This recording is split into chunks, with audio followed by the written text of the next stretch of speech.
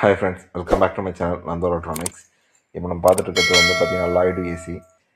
வீடு ரெனோவேஷன் ஒர்க்குன்னு சொல்லிட்டு நம்ம கூப்பிட்டுருந்தாங்க. போய் செக் பண்ணிவிட்டு 3 ஏசியுமே வந்து டிஸ்மேண்டில் பண்ணி கம்ப்ளீட்டாக சர்வீஸ் பண்ண சொல்லியிருந்தாங்க. ஃபஸ்ட் ஏசியில் வந்து பார்த்திங்கன்னா சுத்தமாக கேஸ் இல்லை. ஸோ கஸ்டமர்கிட்ட நம்ம எக்ஸ்பிளைன் பண்ணியாச்சு. உங்களுக்கு பைப் பார்த்திங்கன்னா தெரியும், ஐஸ் ஃபார்மேஷன் ஆயிருக்கு. 2 டன்னு ஹால் ஏசி. ஸோ நம்ம நெக்ஸ்ட் ஏசி வந்து போயாச்சு. ஏன்னா வந்து ஃபஸ்ட் ஏசி வந்து கொஞ்சம் டைம் எடுக்கும். ஸோ அதனால் வந்து நெக்ஸ்ட் ஏசியில் வந்து கம்ப்ளீட்டாக வாட்டர் வாஷ் பண்ணிவிட்டு கேஸ் டாப் அப் பண்ணாலே போதும். அதில் எந்த ஒரு இஷ்யூவும் இல்லை. ஸோ கம்ப்ளீட் சர்வீஸ் பண்ணியாச்சு, பார்த்தீங்கன்னாவே தெரியும். ஸோ இதே மாதிரி தான் நம்ம 3 ஏசியுமே கம்ப்ளீட்டாக வாட்டர் வாஷ் பண்ணோம். இது தேர்ட் ஏசி. தேர்ட் ஏசியில் வந்து பார்த்திங்கன்னா ரேட் பைட்டு எலி வந்து கடிச்சிருந்தது. ஸோ அங்கேயே உட்காந்து ஃபுல்லாமே வந்து ஒயரிங் எல்லாமே ஜாயின் பண்ணிவிட்டு போர்டு கொஞ்சம் சர்வீஸ் பண்ணிவிட்டு ஃபினிஷ் பண்ணிட்டோம். இது காட்டன் ரோல் அடிச்சிட்ருக்கோம். இன்டோரில் பொறுத்த வரைக்கும் வாட்டர் லீக்கேஜ் ஆகாமல் இருக்குது. காட்டன் ரோல் தான் பெஸ்ட்டு. காஸ்ட் வைஸ் கொஞ்சம் கூட இருக்கும். காட்டன் ரோல் பெஸ்ட்டாக இருக்கும்.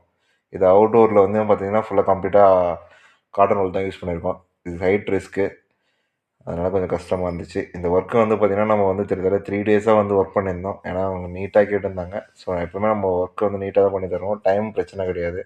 ஆல் ஏசி ஃபினிஷ் ஆகிடுச்சு. சரிங்களா, கேஸ் டாப்அப்லாம் பண்ணி சூப்பராக பண்ணியாச்சு. அண்ட் செகண்ட் ஏசியும் முடிஞ்சிச்சு.